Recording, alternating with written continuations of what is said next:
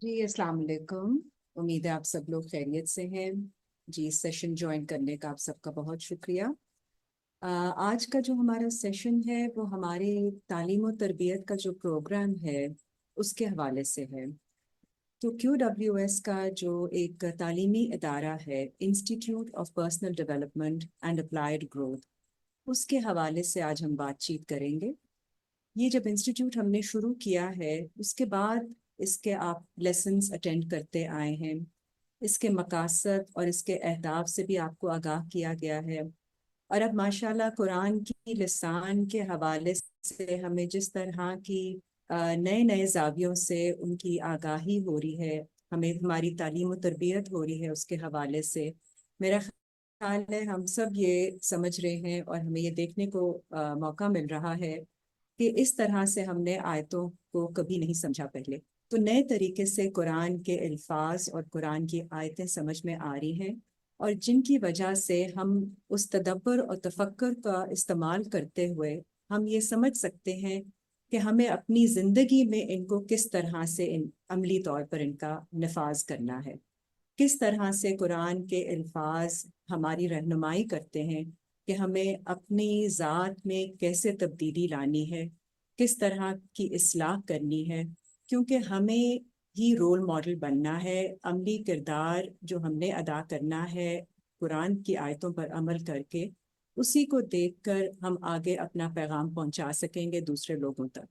क्योंकि दूसरे लोग आपको देखते हैं तो वो यही समझते हैं कि आप कुरान पढ़ते हैं तो आप क्या समझते हैं, और अपनी ज़िंदगी में आपकी ज़ात में उसका क्या असर होता है। तो अब फराज साहब भी हमारे साथ हैं। फराज साहब, मैं आपको भी दावत दूंगी, प्लीज़ आप institute of personal development and applied growth का जो इदारा है उसके बारे में आप हमें बताइए, मेंबर्स को आगाह कीजिए कि इसके मकासद, इसके अहदाफ और इसकी कारकर्दगी अब तक कैसी है।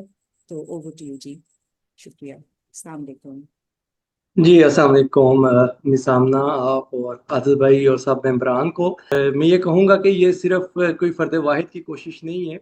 इसमें मतलब पूरी जो टीम है हमारी, उसमें मैम आमना भी हैं, आदिल भाई भी, जुरेस हैं, और हम राजा नसीर अहमद साहब हैं, और बाकी डिप्टी कोऑर्डिनेटर्स भी हैं, कोऑर्डिनेटर्स भी तमाम इलाकों के जो हैं उनकी फीडबैक आती है, उनसे मुशावरत होती है।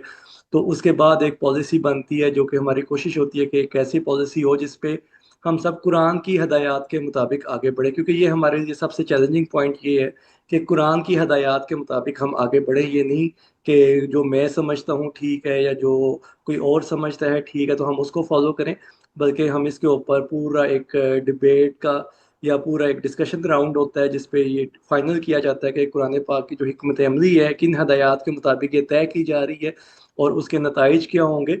तो आज का जो सेशन है वो भी जो मैंने प्लान किया है जी, वो इसी तरह प्लान किया है कि हम थोड़ा सा ये फोकस करें, जैसे हम पिछले सेशंस में भी करते आ रहे हैं। तो आज थोड़ा सा मेरी वो तमाम सेशंस को सम अप भी करूंगा, और उनको फिर जो हमारा ऑर्गेनाइजेशन स्ट्रक्चर है उसके हवाले से थोड़ी सी मज़ीद इंफॉर्मेशन देंगे कि क्या डेवलपमेंट्स हो चुकी हैं और क्या मज़ीद हम करने जा रहे हैं, ताकि सब मेंबरान अप टू डेट भी रहें, हम अलाइन भी रहें।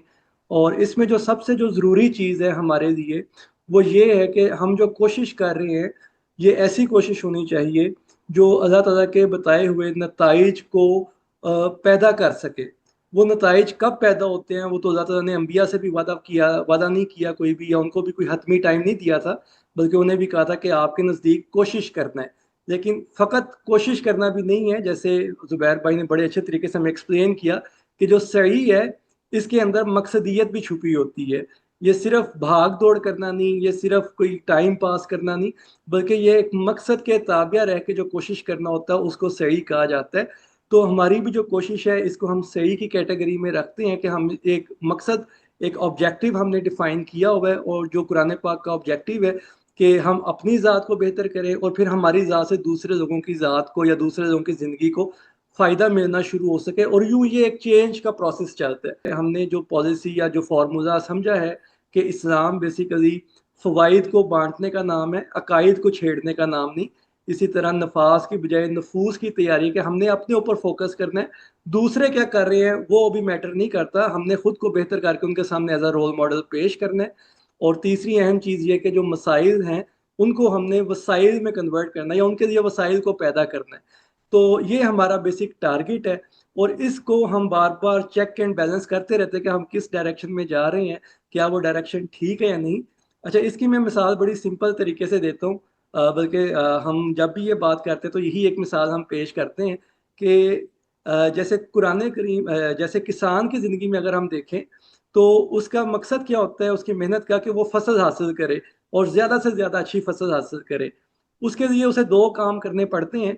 एक तो ये होता है कि उसके पास बीज बहुत मयारी हो, बीज जिस चीज़ का बीज है वो बहुत मयारी हो और वो उसको अप्रोप्रिएट टाइम में अप्रोप्रिएट जगह पे लगाए, उसके लिए ज़मीन की तैयारी हो, उसके पास रिसोर्सेज हों जिनसे वो खाद और जो दीगर स्प्रे हैं या जो भी उसकी ज़रूरियात हो उनको पूरा कर सके। अगर इन दोनों चीज़ों में से भी कोई सी एक चीज़ भी मिस हो जाएगी तो वो फसल हासिल नहीं कर पाएगा। अगर उसका बीज खराब निकल आया फिर भी उसकी मेहनत रायगां जाएगी। अगर उसके पास रिसोर्सेज या उसके पास कैपेसिटीज़ नहीं है तो चाहे जितना मर्जी अच्छा बीज हो वो भी रायगां जाता है। जब कुरान मजीद के में जब हम आते हैं तो हमें एक टर्म नज़र आती है, हबितत आमालुहुम। कि कुरान पाक में जो टर्म आती है वो है हबितत आमालुहुम। ये बहुत ही अहम टर्म है हम सब के लिए, बतौर मुसलमान भी बतौर इंसान भी, कि हम जो भी ज़िंदगी में करें उसका कोई ना कोई मकसद होना चाहिए। ज़िंदगी में बेमकसदियत अल्लाह ताला को पसंद भी नहीं है, ना अल्लाह ताला ने बेमकसद ज़िंदगी रखी है किसी के लिए, बल्कि अल्लाह ताला बेमकसद ज़िंदगी को मुर्दगी से तशबीह देता है और मकसद वाली ज़िंदगी को हयात कहता है। तो इसमें हमें समझ ये आती है कि हमने जो भी अमल करना है वो वेल डिफाइंड तरीके से होना चाहिए, कि उसमें जो हमारी एफर्ट है उसमें एक तो टारगेट डिफाइन होना चाहिए। हमें टारगेट ओरिएंटेड होकर काम करना होगा ताकि हम उन नताइज की तरफ बतदरीज बढ़ सके। अब ये होता कैसे है, कि हमें कैसे पता चलेगा कि हबीतत अमालुहुम में हम फॉल करते हैं या नहीं फॉल करते। तो इसके लिए जैसे मैंने किसान की मिसाल दी कि एक तो हमारी पर्सनल डेवलपमेंट होनी चाहिए, कि पर्सनल डेवलपमेंट से मुराद है कि जो हम अभी इस्लाम, ईमान और कुरान के सेक्शन में पढ़ रहे हैं, समझ रहे हैं, ये सब हमारी पर्सनल डेवलपमेंट के बारे में है कि हम कैसे या अय्युहल्लज़ीना आमनू की कैटेगरी में आ सकते हैं। हम मुस्लिम की कैटेगरी में तो मौजूद हैं, अब हम कैसे या अय्युहल्लज़ीना आमनू की कैटेगरी में आ सकते हैं। उसके लिए हम कुरान पाक से हदायत ले रहे हैं, उसमें कलाम कैसे करना है, बातचीत कैसे करनी है, मुजादला करना है या हवार करना है, हमने किस तरह से लोगों को मुखातिब करना है, क्या दावत पेश करनी है, हमारा अपना किरदार उसमें क्या होना चाहिए, हमें अपने आप को कैसे रोल मॉडल बनाना है। तो ये सारी चीज़ें हमारी पर्सनल डेवलपमेंट का हिस्सा है। तो इन दो चीज़ों की खातिर जो हमने ऑर्गेनाइजेशन स्ट्रक्चर के अंदर दो अदारों को प्लान किया, जिसमें पहला अदारा तो हमारा माशाल्लाह रनिंग में है, institute of personal development and applied growth, जिसके तहत हम ये सारा पर्सनल डेवलपमेंट के सेशंस करते आ रहे हैं। जुबैर साहब इसको बहुत खूबसूरती से लेके चल रहे हैं, हम बहुत कुछ सीख रहे हैं। तो ये बेसिकली हमारा एक फर्स्ट स्टेप होगा पर्सनल डेवलपमेंट का। जो सेकंड स्टेप हमारा होगा वो होगा capacity building and resources development, कि हमने अपनी सलाहियतों को बढ़ाना है और अपने वसाइल को बढ़ाना है। तब हम वो अल्लाह के जो वादे हैं जो अल्लाह ताला बार बार पेश करता है, जिसकी एक मिसाल सूरह नूर में आयत नंबर 55 भी है कि वाद अल्लाहुल्लज़ीना आमनु मिनकुम व अमिलुस सालिहात, कि अल्लाह ताला के जो वादे हैं वो भी ईमान वालों के साथ, यानी जो पर्सनल डेवलप्ड लोग होंगे जिन्होंने अपनी ज़ात के ऊपर काम किया होगा, वह अमीर सालिहात, और जो प्रोडक्टिव तरीके से बासलाहियत काम कर रहे होंगे, तो उनके साथ अल्लाह का ये वादा है कि यस्तखलिफन्नाहुम फिल अर्द, कि उनको फिर इस्तखलाफिल अर्ज मिलता है, मुख्तलिफ नेमतें मिलती हैं। तो ये बेसिकली दोनों चीज़ें साइड बाय साइड चलती हैं। तो हमारे यहाँ जो नताइज पैदा नहीं होते मुआशरे के अंदर, हम देखते हैं वाज नसीहत बहुत ज़्यादा हो रहा है लेकिन मुआशरे में तब्दीली नहीं पैदा हो रही। तो इसीलिए हमने उस फॉर्मेट को अपनाया जो कुरान पाक बताता है कि तब्दीली कैसे पैदा होगी, क्योंकि हाबितत अमालुहुम के अंदर जब तक हम पढ़े रहेंगे, ये बहुत इंपॉर्टेंट आयत है जो मैं यहाँ पे सामने आपके रख रहा हूँ। सूरह कहफ की आयत नंबर 105 है कि अल्लाह ताला इसमें फरमाता है कि जो अमाल चाहे वो मेरे हैं या किसी के भी हैं, जो भी हाबितत अमालुहुम की कैटेगरी में आएंगे वो इतने यूजलेस हैं कि उनके लिए मिजान भी खड़ी नहीं की जाएगी, उनको वजन के लिए भी नहीं रखा जाएगा कि इसका कोई वजन होगा।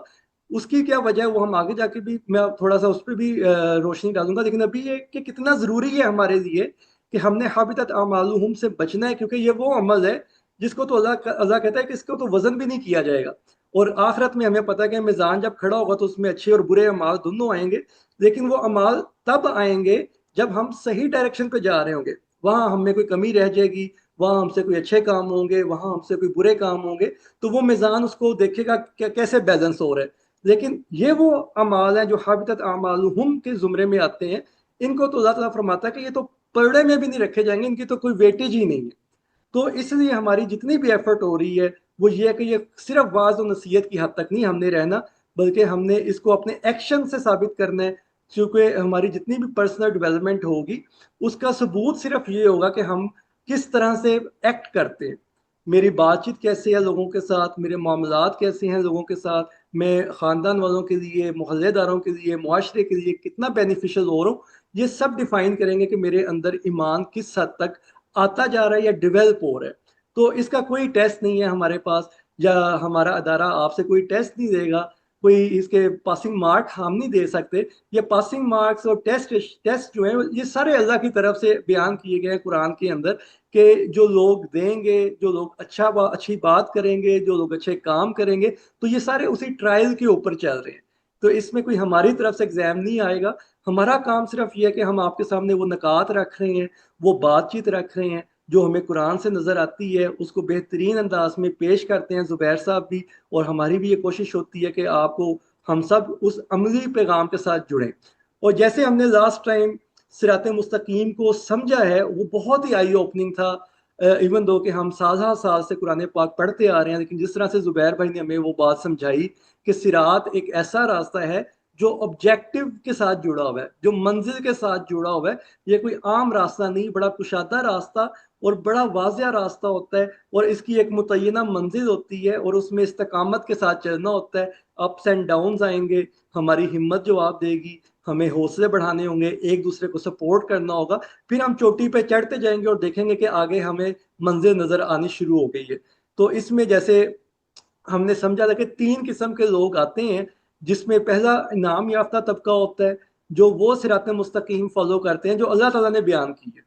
इसके बाद मखदूब होते हैं, जो कि अल्लाह की रहमत से या अल्लाह की नेमतों से महरूम रह जाते हैं, क्योंकि उन्होंने अपनी सरात कायम की होती है, उन्होंने अपनी मनाजिल सोची होती हैं, अपने लाइफ गोल्स रखे होते हैं। वो अल्लाह के बताए गए पर्पज से, बताए गए टारगेट से हट के मेहनत करते हैं, तो अल्लाह ताला उनको नवाजता है। ये नहीं कि नहीं नवाजता, लेकिन वो अल्लाह की रहमत जो है, जो आखिरत तक हमें लेके जाती है, यानी अगली जिंदगी तक लेके जाती है, उससे महरूम रह जाते हैं। तो जिसको अल्लाह ताला कहता है मताए दुनिया तो उनको मिलती है, मताए आखिरत में उनका कोई हिस्सा नहीं होगा। तो ये चीज़ है। और तीसरे वो लोग होते हैं जो कि बिल्कुल ही सिरात के ऑपोजिट जा रहे होते हैं, यानी कि उन्हें पता है टारगेट्स क्या हैं, गोल्स क्या हैं, रास्ता क्या है, लेकिन वो बिल्कुल ही ऑपोजिट जाना शुरू कर देते हैं, तो वो बिल्कुल ही गुमराह लोग हो जाते हैं। तो अब हमारी एफर्ट क्या है कि हम अल्लाह करे कि हम अनअमत अलैहिम में आ जाए, कि जिन पे अल्लाह ने इनाम किया, और इनाम से मुराद मताए दुनिया भी है और मताए आखरत भी है। तो अल्लाह ताला दोनों तरह से नवाजता है। इनाम याफ्ता लोगों की निशानी ये है कि उनकी दुनिया और आखरत दोनों में उनको अल्लाह ताला नवाजता है।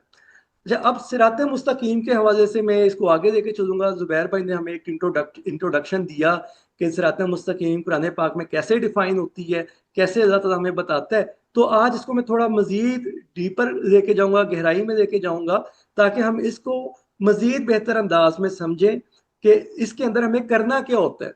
तो पहला जो पॉइंट अल्लाह ताला बताता है, सिरात मुस्तकीम का रास्ता है, वो किताब से होके गुजरता है। और किताब वो जो अल्लाह कहता है कि मैंने अंबिया के ऊपर नाजिल की, वो बिलहक नाजिल हुई है। जैसे अल्लाह फरमाता है कि फबअसल्लाहु नबिय्यीन मुबश्शिरीन व मुनज़िरीन व अंज़ल मअहुमुल किताब बिलहक, कि ये वो किताब है जो अल्लाह ने नाजिल की है इनके ऊपर, जिससे ये बुशारतें देते हैं, लोगों को डराते भी हैं, लोगों को बताते हैं, समझाते हैं कि सही और गलत की पहचान कैसे करनी है, और बिलहक ये काम करते हैं। और उसमें टारगेट क्या होता है उनका, कि उम्मत वाहिदा बन जाए, लोगों के दरमियान जो इख्तलाफात हैं उनको ख़त्म कर दिया जाए, और उसका फैसला अल्लाह की किताब के मुताबिक किया जाए। तो ये एक बड़ा ज़रूरी पॉइंट है हमारे लिए, कि हमने लोगों के साथ बहस मुबाहिसों में नहीं पढ़ना, बल्कि हमने उनके इख्तलाफात को इस अंदाज में डील करना है कि उनके आपस के जो मामलात हैं वो अल्लाह के अहकाम के मुताबिक ख़त्म हो जाए, उनके इख्तलाफात, और वो यकजा हो जाए। क्योंकि कुरान जोड़ने के लिए नाजिल हुआ है, तोड़ने के लिए नाजिल नहीं हुआ। तो ये पहली चीज़ है जो हमें सिरात मुस्तकीम पे बताती है कि एक तो हम इस किताब को फॉलो करें, जिसका अमली मजहर नबी करीम सल्लल्लाहु अलैहि वसल्लम की सीरत मुबारक से हमें नजर आता है कि उन्होंने किस तरह से लोगों को जोड़ा और हर वक्त मुसालिहत की बात की, हर वक्त मुफाहमत की बात की, और लोगों को जोड़ते रहे और बताते रहे और समझाते रहे कि अल्लाह का क्या हुक्म है और वो किस अंदाज में पूरा होना चाहिए। तो ये पहली चीज़ है जो हमें समझ आती है कि इस सिरात मुस्तकीम का पहला जो पिट स्टॉप है वो ये है कि ये नाजिल शुदा किताब में से फैसले करवाती है, जिससे इंसानों के इख्तलाफात जो है ख़त्म होने शुरू हो जाते हैं। तो ये हमारा पहला टारगेट है जो हमने अचीव करना है अपने आप को इस सिरात मुस्तकीम पे कायम दायम रखने के लिए।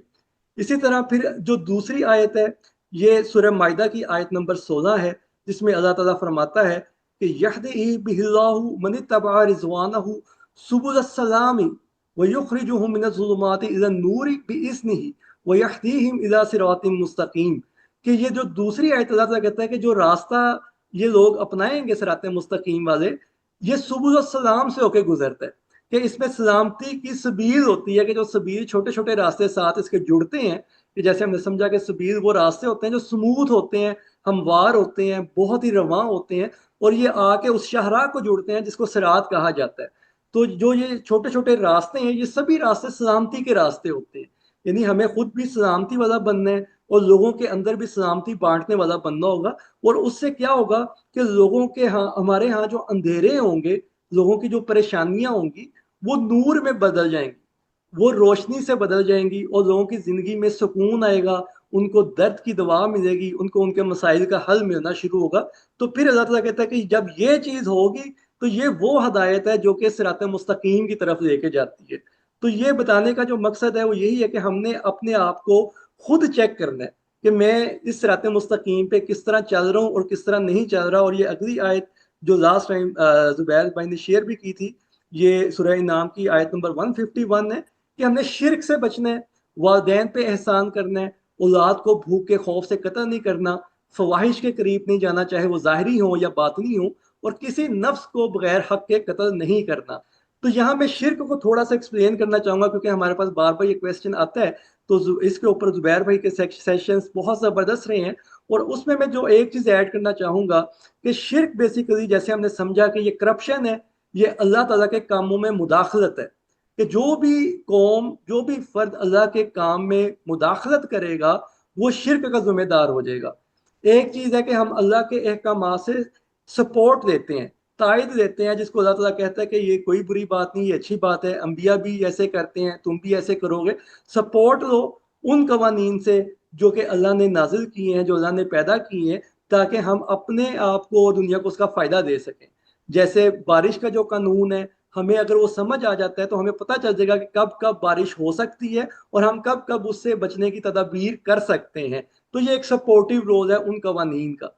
लेकिन जब इंसान उसके अंदर छेड़छाड़ शुरू करता है कि मैं अपनी मर्जी से बारिश करूंगा, जब मेरा दिल करे मैं बारिश कर सकूं, नो डाउट अल्लाह ने हमें यह सलाहियत दी है। लेकिन अल्लाह फिर बताता है कि जब हम उस सलाहियत को इस्तेमाल करते हैं तो हम जो मिजान कायम की गई है कायनात की, उसको या तो उसमें तगा करते हैं, या उसमें ज्यादती करते हैं, या उसमें कमी कर देते हैं, जिसकी वजह से वो डिसबैलेंस होता है और फिर नुकसान पूरे इंसानों को उसका उठाना पड़ता है। तो ये शिरक को अल्लाह ने जुल्म अजीम भी इसीलिए कहा है कि ये सिर्फ मेरे तक महदूद नहीं रहता, बल्कि इसके नुकसानात और लोगों तक भी जाते हैं, और लोग भी उस शिरक का शिकार हो जाते हैं मेरी वजह से, या और उस इंसान की वजह से जिसने अल्लाह के कामों में मुदाखलत की है।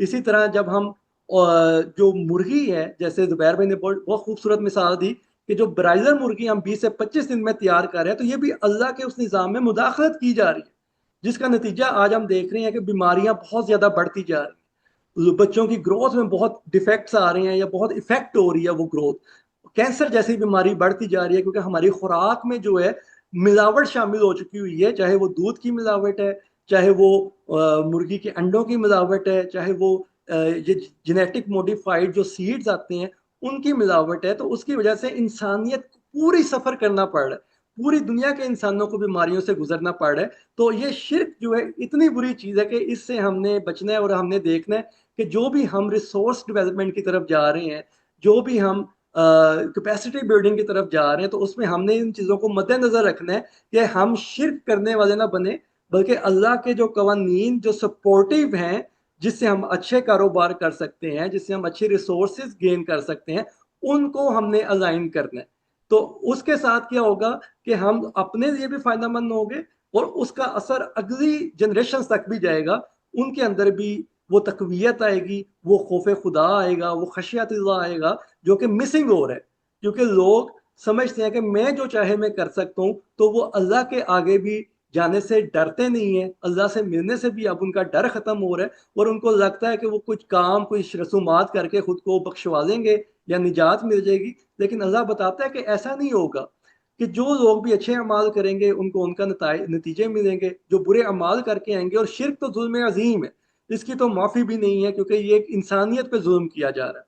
तो इसीलिए ये पॉइंट मैं ज़्यादा हाईलाइट करने जा रहा हूँ, क्योंकि अब हम रिसोर्सेज डेवलपमेंट की तरफ भी जा रहे हैं, कैपेसिटी बिल्डिंग की तरफ भी जा रहे हैं। तो ये हमारे तमाम मेंबरान के लिए भी बड़ा एक थिंकिंग पॉइंट होगा कि थॉटफुल ये चीज़ है कि हमने ऐसे कौन सी कैपेसिटीज़ को बिल्ड करना है कि हम अल्लाह के कामों में मुदाखलत ना करें, बल्कि उससे सपोर्ट गेन करें, उससे हम फ़ायदा हासिल करें, उस फ़ायदे को आम करें। तो फिर हम अल्लाह के साथ जो है उसके निज़ाम को सपोर्टिव रोल सपोर्ट कर रहे होंगे, उसमें उस निज़ाम को हम बेहतर मस्बत हालत में आगे लेके जा रहे होंगे। और उससे हमें मज़ीद फ़ायदे मिलेंगे कि जो भी हम गलत कारियाँ करें, जिसको ख्वाहिश कहा जा रहा है, कि उसमें ख्वाहिश के अंदर बुखल भी आएगा, ख्वाहिश के अंदर वो तमाम काम आएंगे जिसमें हम ज्यादती कर रहे हैं। तो जो ज़ाहिरी भी हो सकते हैं, जो बातनी भी हो सकते हैं, तो उनसे भी हम ऑटोमेटिकली बचते जाएंगे। तो ये बड़ा इंपॉर्टेंट पॉइंट था जो मैं चाह रहा था कि इसको थोड़ा सा मजीद हाईलाइट किया जाए। और इस आयत को तो हम ऑलरेडी पढ़ चुके हैं। इसके साथ जो आयत नंबर 152 है, उसमें भी अल्लाह ताला हमें बताता है कि यतीम के माल के करीब मत जाना, और उसको उसका माल वापस कर दो जब वो अपनी पूरी कुव्वत को पहुंच जाए या अपनी बलूगत को पहुंच जाए। और इसके साथ हमने नाप तोल और मिजान को किसके साथ पूरा करना है, यानी लोगों की जरूरियात जिंदगी को पूरा करना है। और तोलते हुए, नापते हुए हमने अदल तो करना ही करना है, लेकिन उसके साथ हमने किस्त को ऐड करना है, ताकि अगर किसी की जिंदगी में कोई ज्यादा कमी है, उसको ज्यादा चाहिए दूसरे से, तो उसको हम अदल के मामले की बजाय किस्त के मामले के साथ उसकी तरफ का झुकाव रखें और उसको उसकी ज़रूरत पूरी करें। ये बहुत इंपॉर्टेंट पॉइंट है, क्योंकि हम अदल तक आके रुक जाते हैं कि इसने इतने की मेहनत की, हमने इसको इतना दे दिया। लेकिन अल्लाह का जितना जितना भी काम हो रहा है, ये हम देख रहे हैं सिरात मुस्तकीम के हवाले से, वो किस्त के साथ जुड़ा हुआ है। और अदल अल्लाह ने कहाँ जोड़ा है? अदल को अल्लाह ने कहा है कि आपने जब बातचीत करनी है तो उसमें अदल रखें, उसमें लोगों के साथ अदल का मामला करें। चाहे उसमें आपको अपने करीबी रिश्तेदारों के खिलाफ जाना पड़े या उसके आपका अपना नुकसान हो जाए, तो वहां आपने अदल की बात करनी है। वहां आपने ये नहीं देखना कि चले मेरे थोड़े से झूठ से, मेरी थोड़ी सी बेईमानी से क्या फर्क पड़ जाएगा, तो ये नहीं हमने देखना, बल्कि वहां हमें बिल्कुल अदल से काम लेना होगा। वहां अल्लाह का जो वादा है, जो हम उसके साथ ईमान के साथ जोड़ के करते हैं कि जी मैं अल्लाह पे ईमान लेकर आया हूँ, तो अब मैं ये चीजें करूंगा, तो ये बेसिकली हमारा अल्लाह से वादा है। तो हमने उस अहद का भी पास रखना है। और वो उस अहद का पास हम तब रख सकेंगे जब हम इन सारे मामलात को करेंगे। जहां अदल करना है वहां अदल करना होगा, जहां किस्त से काम लेना है वहां हमें किस्त से काम लेना होगा। तो ये बड़े ज़रूरी है कि हम उस सिरात मुस्तकीम के ऊपर अपनी ज़िंदगी में चेक पॉइंट्स रखें कि क्या मैं इस चेक पॉइंट से गुजर रहा हूँ, क्या मैं इस चेक पॉइंट से डेविएट तो नहीं हो रहा। और इसमें ये बहुत ही एक खूबसूरत बात है जो अल्लाह ताला बयान कर रहा है सूरह यूनस आयत नंबर 25 में, कि अल्लाह कहता है कि जो मैं दावत देता हूँ, वल्लाहु यदउ इला दारिस्सलाम। पहले कहा था सुबुलुस्सलाम है, अब कह रहा है दारुस्सलाम है।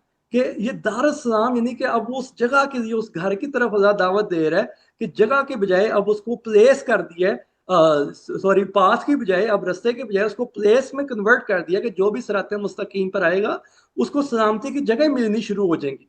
यानी कि ये हमारा भी ट्रायल होगा कि हम जहाँ जाते हैं, क्या वहाँ हमें लोग वेलकम कर रहे हैं, क्या हम वहाँ पे अच्छी बात कर रहे हैं, क्या वहाँ पे हम अमन और सलामती पैदा करने में कामयाब हो रहे हैं या नहीं हो रहे, क्या हम फसाद तो नहीं पैदा कर रहे। जहाँ जाते हैं दो बातें उसके खिलाफ की, एक बात किसी और के खिलाफ कर दी, और अपने आप को भी बेसकूनी में किया, और जिसने हमें बुलाया है उसको भी हमने जो ना सलामती से महरूम कर दिया है। तो वो भी अपने मुआशरे में, अपने अपनी सराउंडिंग में गैर महफूज हो जाए हमारी वजह से। तो ऐसा नहीं होना चाहिए। तो हम जहाँ भी जाएं वहाँ अल्लाह की दावत को इस अंदाज में दें कि वो दारुसलाम बन जाए। वो सलामती वाली जगह बन जाए, और हमारे लिए भी सलामती हो, हमारे सुनने वालों के लिए, हमारे से मिलने वालों के लिए, हमें बुलाने वालों के लिए भी सलामती की वो जगह बन जाए।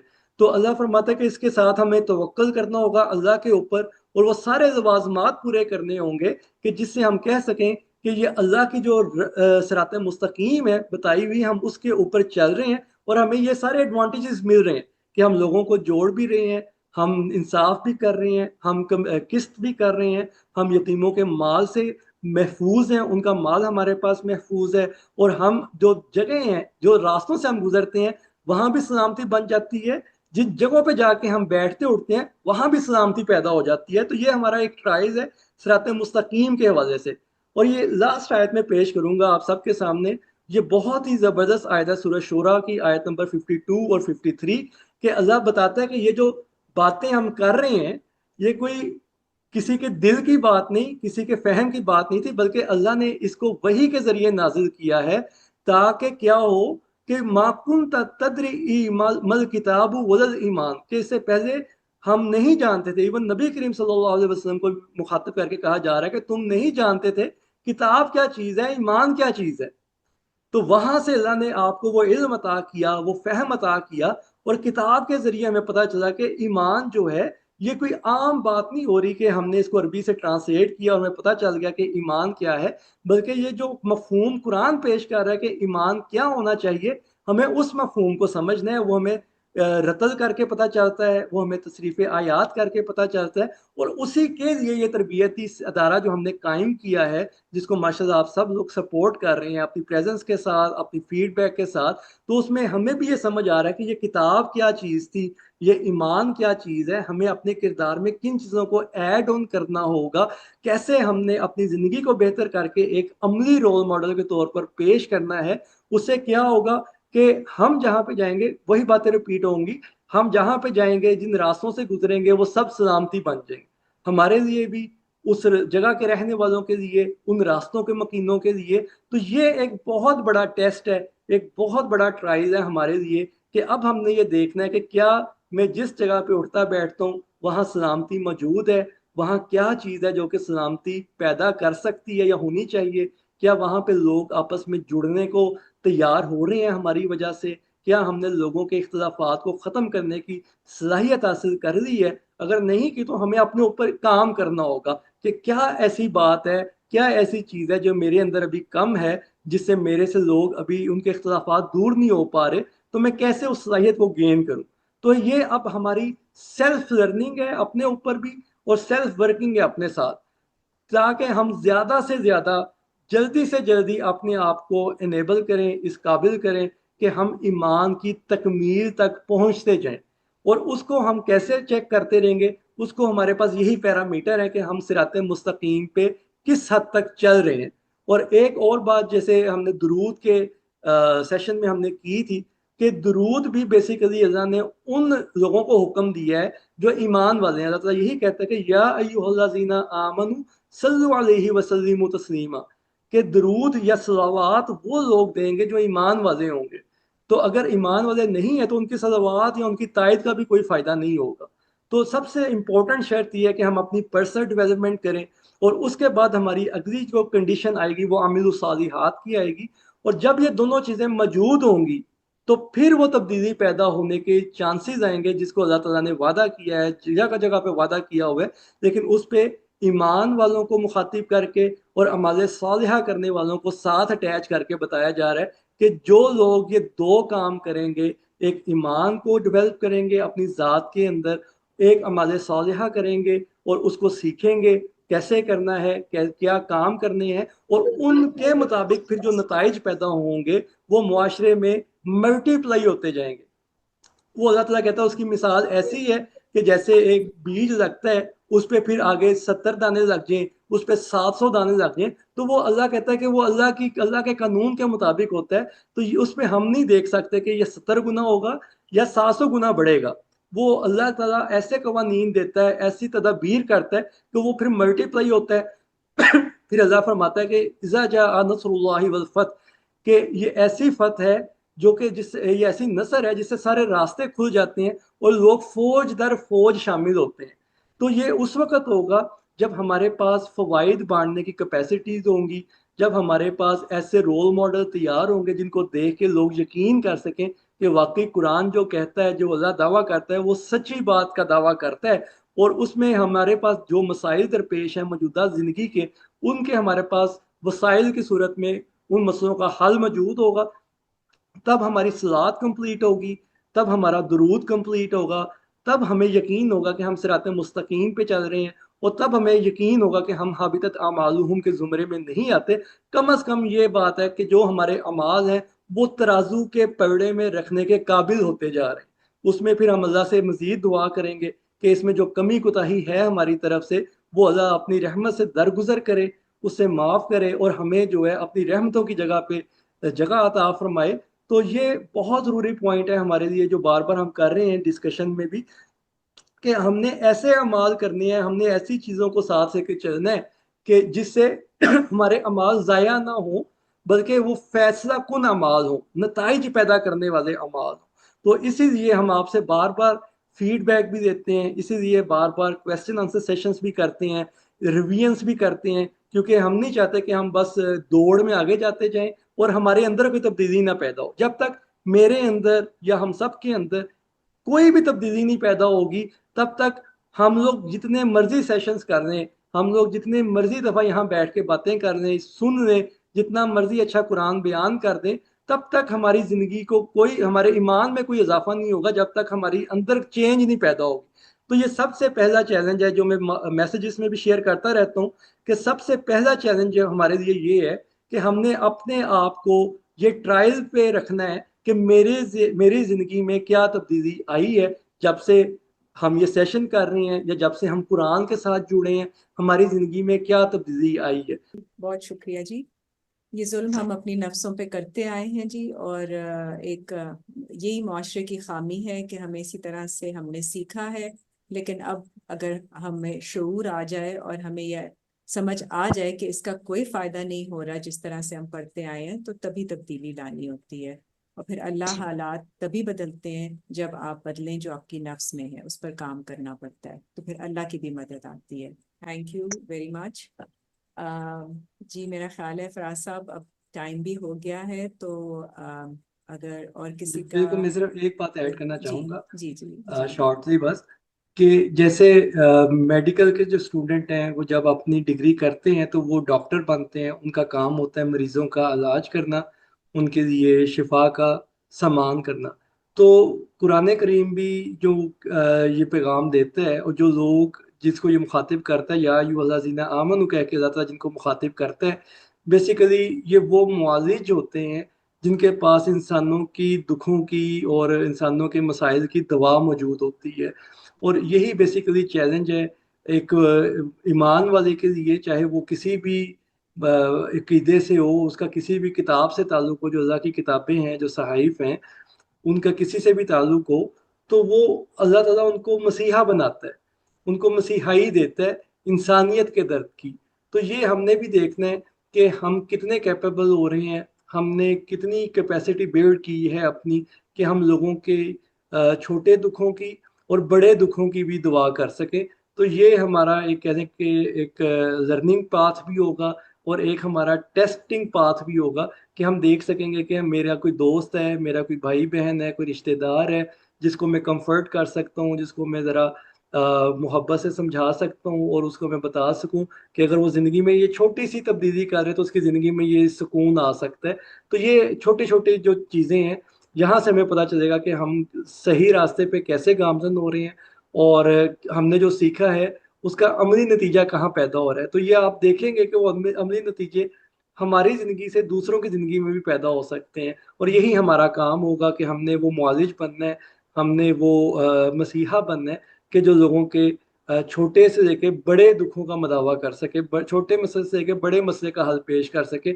और ये इंडिविजुअली भी होता है, और इंडिविजुअली स्टार्ट होता है, और ये कलेक्टिवली जो ना ग्रो करता है। तो जैसे एक बीज एक माहौल में ग्रो करता है, तो हमारी कैपेबिलिटीज, हमारी कैपेसिटीज भी इस कलेक्टिव लर्निंग में ग्रो करेंगी। तो इंडिविजुअली मैं जितना मर्जी पढ़ता रहा हूँ, हम 20-20 सालों से या 15 सालों से भी अगर कुरान पढ़ते आ रहे हैं, तो वो इंडिविजुअल लर्निंग है। अब ये जो कलेक्टिव लर्निंग है, इसमें हमें मजीद चीज़ें डेवलप हो रही हैं, जैसे हम देख रहे हैं, हम सीख रहे हैं एक दूसरे के साथ भी, और हमें पता चल रहा है कि अब हमारी कहते हैं कि माइंड एक्सपोजर और इंटेलेक्चुअल एक्सपोजर में बेहतरी आनी शुरू हो रही है। तो उसकी वजह ये कलेक्टिव लर्निंग है, ये कलेक्टिवनेस है जो हम क्रिएट कर रहे हैं यहाँ पे। तो ये चीज़ बहुत इंपॉर्टेंट है कि हम इसकी अहमियत को समझें कि इनफरादियत भी ज़रूरी है और इज्तमाहियत भी बहुत ज़रूरी है। तो इसको हमने कायम रखना है, ये हमारी जिम्मेदारी भी, ये मोमिन की जिम्मेदारी है कि उसने जुड़ के रहना है और लाइक माइंडेड लोगों के साथ उसने ग्रो करना है। ये हमारी एक बहुत बड़ी जिम्मेदारी है जो हमने इंडिविजुअली खुद को समझानी है और कलेक्टिवली इस पे अमल करना है। जी बहुत शुक्रिया आप सबका। बिल्कुल फराज साहब, बहुत शुक्रिया। डेफिनेटली जी, इनफरादी तौर पे भी और इज्तमाही तौर पे भी, और मकसद यही है इकट्ठे होने का कि एक माहौल क्रिएट किया जाए जिसमें हमारी स्पिरिचुअल रूहानी नशोनुमा हो सके।